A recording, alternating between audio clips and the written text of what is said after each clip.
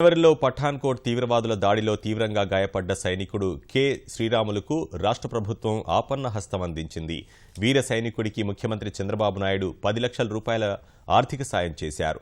శ్రీకాకుళం జిల్లాకు చెందిన Sriramulu NSG bomb squad దళ సభ్యుడిగా పనిచేశారు. శ్రీరాములు పరిస్థితిని చూసి చెల్లించిన ముఖ్యమంత్రి ఆర్థిక సాయంతో పాటు ఇంటి స్థలం, ఆయన భార్యకు ఉద్యోగం ఇస్తామని హామీ ఇచ్చారు.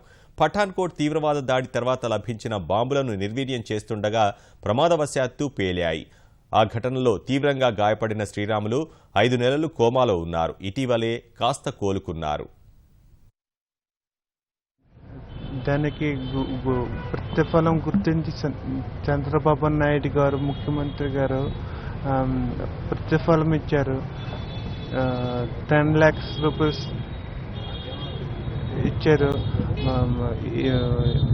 ఇల్లు కట్టుకోవడానికి ప్లేస్ ఇచ్చారు.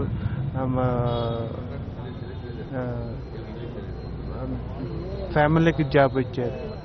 చాలా సంతోషంగా ఉంది. ఆయన గారికి రుణం ఎంత చెప్పాలని ఉంది.